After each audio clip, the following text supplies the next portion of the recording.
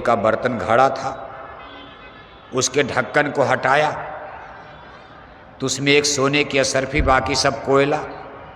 सोचा नीचे और असरफी होगी, पूरे घड़े को उलट दिया तो सब कोयले के टुकड़े मिले, लेकिन एक सोने की असरफी मिल गई। फिर भी रामदास को खुशी हो गई। कहा आज कम से कम अपने मित्र को ये मैं असरफी दिखाऊंगा कि तुम हमको पापी कहते हो।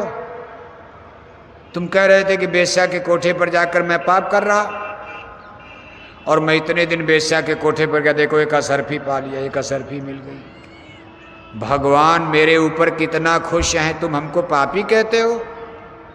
मुझको सोने की असरफी मिल गई, और तुम इतने दिन सत्संग में गए, तुमको क्या मिला? तुम भी कुछ दिखाओ। अब देखो ये अपने मन में सोच रहे। उधर साहूकार बेचारे, चूंकि सत्संग का अंतिम दिन था, भोजन भंडारी प्रसाद, तो थोड़ा विलंब हो गया, दिन डूबने लगा। तो साहूकार ने सोचा, सेठ जी ने सोचा कि मित्र रामदास इंतजार कर रहे होंगे, और चूंकि अंधेरा होने जा रहा तो जल्दी जल्दी जंगल का रास्ता, जल्दी जल्दी चलने लगे। तब तो पैरों में जूते चप्पल भी नहीं थे।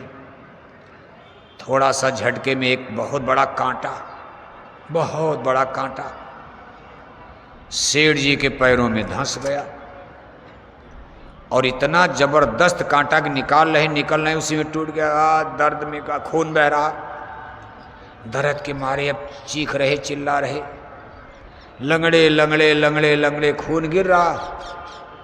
अब वहाँ कहाँ डॉक्टर मरहम पट्टी करने वाले जंगल में मिलेंगे। कराहते हुए जब पहुँचे तो रामदास तो पहले से इंतजार करे। कहा मित्र ये क्या, क्यों करा रहे हो, क्यों चीख रहे हो? अरे कहा मित्र देर हो रही थी, सोचा जल्दी जल्दी चलूं, और बहुत बड़ा कांटा चुभ गया।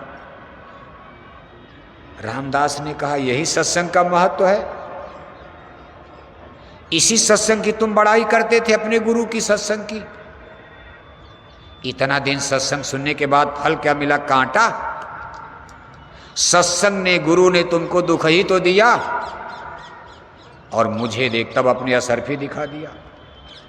कहा तुम हमको कह रहे थे कि तुम पाप कर रहे हो रोज रोज, और ये पाप कर्म जिसको तुम पाप कर्म कहते हो, ईश्वर ने, भगवान ने मुझे सोने की असरफी दे दिया। देखो मेरी गरीबी दूर हो जाएगी, और तुमको इतने दिन सत्संग सुनने के बाद ये कांटे का दर्द मिला, दुख मिला, कष्ट मिला। सत्संग ने तुमको दुख दिया, जिसको तुम पुण्य कह रहे थे, अच्छा कर्म, और जिसको तुम पाप कर्म कर, उसने मुझको सोने की असरफी दिया।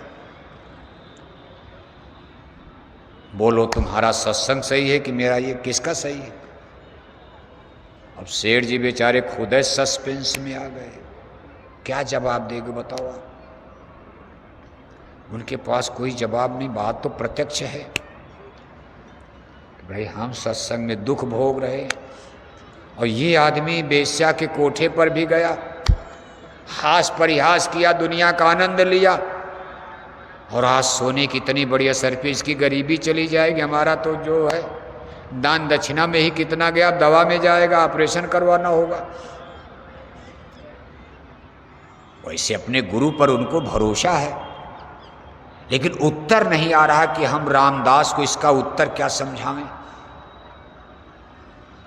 लेकिन सेठ जी को अपने गुरु नानक पर इतना भरोसा। कहा भाई रामदास, आपके इस प्रश्न का मेरे पास कोई उत्तर नहीं, मैं निरुत्तर हो गया, लेकिन इतना जरूर है कि चलो गुरु के पास चला जाए। आपकी भी शंका, मुझे भी शंका हो रही, क्या सत्संग यही होता? क्या सत्संग में दुख ही दुख होता, कि सत्संग धोखा है? गुरु सदगुरु सत्संग धोखा है, धर्म कर्म। इससे अच्छा तो दुनियादार मजे में है, खाओ पियो मौज उड़ाओ, क्या तमाशा। मैं भी शंका में, चलो गुरु के पास, अभी दूसरे ही गांव में, बहुत दूर नहीं गए। अब देखो रामदास अहंकार में कहा चल तेरे गुरु से भी निपट लूंगा। बताओ, सत्संग सुनने नहीं जा रहे और गुरु के अपमान करने के लिए रामदास तैयार हो गए। अब संतों का खेल है, कैसे किसको सत्संग में बुलाएंगे। रामदास के मान को भी चलो भाई अच्छा इसी बहाने एक बहाना बना दिया। रामदास को जाना है गुरु के पास, सदगुरु के पास, सामने उनको हाजिर होना है, कारण एक बन गया। रामदास ने घमंड में कहा चेले को तो मैंने हरा दिया, चल तेरे गुरु से भी निपट लूंगा। क्या जवाब देंगे तेरे गुरु। सीना ताने दोनों लोग गए। सेठ जी ने गुरु नानक जी महाराज के सामने पूरी बात रखा, अपनी भी रख दिया, रामदास की भी रख दिया। गुरु नानक जी महाराज कहने लगे सेठ पहले तुम्हारी कांटे वाली बताऊं कि पहले इनकी असरफी वाली बताऊं। तो सेठ जी ने कहा गुरु जी पहले इनकी असरफी वाली बता दीजिए कि इन्होंने 7 दिन पाप किया, सोने की असरफी पा गए। मैंने 7 दिन सत्संग सुना, कांटे का दुख भोग रहा, देखिए कितना दर्द हो रहा। गुरु नानक ने कहा सेठ ये जो रामदास हैं ये गुजरे जमाने में पिछले जन्म में बहुत बड़ा दान पुण्य करने वाला आदमी, इसने बहुत दान किया था, धनी मानी आदमी था, दान किया। उस दान के बदले इसको आज इस जन्म में 1 घड़ा सरफी बैठे बैठे 1 घड़ा सरफी मिलने वाली थी, लेकिन ये बहुत दिन से पाप कर रहा। ये जिस दिन बेश्या के पास जाता था 1 असरफी कोयला बन जाती थी। एक दिन गया तो 1 असरफी कोयला, दूसरे दिन गया दूसरी असरफी कोयला। ये सोने का घड़ा, सोने की असरफी से भरा हुआ घड़ा इसको मिलने वाला था बिना मेहनत के, पूर्व जन्म की तपस्या कमाई से। लेकिन ये जिस दिन बेश्या के घर में जाता था पाप करता था, इसके पाप कर्म से 1 असरफी कोयला बन जाती थी। आज 1 असरफी बची थी, संजोग से बेश्या घर पर नहीं थी। अगर आज बेश्या घर पर रहती तो ये भी असरफी कोयला बन गई होती। ये अंतिम दिन गया तो बेश्या घर पर नहीं मिली तो 1 असरफी बच गई। इसने पाप कर्म करके अपना बहुत बड़ा नुकसान कर लेने थे। आज ये इलाके का सबसे बड़ा लैंडलॉर्ड, 1 घड़ा सोने के असरफी पाने के बाद ये जमींदार लैंडलॉर्ड सामंत बन जाता।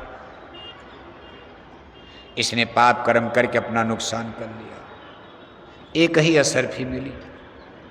रामदास ने, सेठ जी ने कहा मेरे कांटे के बारे में बताइए। कहा सेठ तुम पिछले जन्म में एक बादशाह थे, राजा थे, छोटे मोटे राजा, लेकिन तुम बड़े निर्दयी राजा थे। तुमने कितने बच्चे बच्चियों को कत्ल कर दिया, कितने को मारा काटा अपनी तलवार से। इसके बदले में तुमको 7 जन्म तक नरकों की आग में जलना था। ये तुम्हारे खाते में था, लेकिन मैंने सूली का कांटा बना दिया। तूने 7 दिन हमारा सत्संग सुना, 7 दिन में तुम्हारे 7 जन्मों की नरक की पीड़ा को हमने खत्म करके, जहां तुमको नरकों में सूली पर चढ़ना था, कटना था, एक मामूली कांटा सत्संग ने तुम्हारा उद्धार कर दिया। अब तुम्हारा लेना देना खत्म हो जाएगा, तुम पार हो जाओगे, तुम्हारा भजन अब बनेगा, यहीं से तुम्हारा उद्धार शुरू हो जाएगा। तुम नाम कमाई, शब्द कमाई में आगे बढ़ जाओगे। आज तुम्हारे ये पाप कर्म की गिल्टी गल गई, 1 कांटे में ही तकलीफ में कम हो गया। इसको कहते हैं सूली का कांटा। अब देखो रामदास ये बात सुनकर चरणों पर गिर गए। अरे कहा गुरु महाराज हम तो सत्संग को, साधु महात्माओं को हवा हवाई मानते थे, मजाक समझते थे, लेकिन आज आपका दर्शन करके, आपकी वाणी को सुनकर आज हमको पूरा यकीन भरोसा चढ़ों का, हमको भी नामदान दे दीजिए। अब देखो रामदास जिसको बेचारे सेठ जी इतना समझाए नहीं गए, आज वहीं नामदान लिए, सत्संगी बन गए, गुरु नानक के शिष्य बन गए। महापुरुष कैसे कैसे जीवों को पकड़ लेते हैं, ये हम आप कुछ नहीं समझ पाएंगे। बस हमको आपको ड्यूटी है पूज्य महाराज जी के द्वारा, गुरु महाराज आपको अपना आदेश निर्देश दे रहे हैं, मथुरा दरबार का जो हुक्म आदेश, बस कोशिश करो उसी को बजाओ।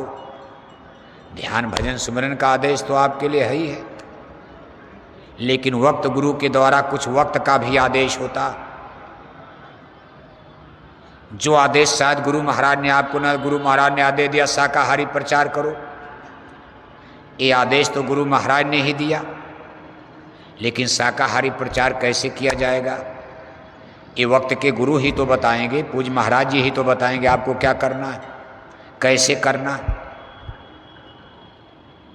उस चीज को मानना चाहिए। कहा सदगुरु कहें करो तुम सोई, मन के कहे करो मत कोई। अब आप गुरु महाराज की बाणी लेकर 50 साल पुरानी बाणी, 40 साल पुरानी बाणी किताब पढ़कर आधा सही पढ़ा आधा गलत पढ़ा, हो सकता किताबों में गलत छप गया हो, मशीनों ने गलत छाप दिया हो, वही लेकर तमाम सत्संगी हवा उड़ा रहे हो। अगर वक्त के मास्टर से पढ़ लेते तो सारा सस्पेंस, सारा संशय, सारा भ्रम आपका दूर हो जाता। सदगुरु के वचन ही, संतों के आदेश का पालन, ये हमारे आपके परमार्थ में सबसे बड़े सहायक बनते। आदेश का पालन ही गुरु भक्ति कहा जाता।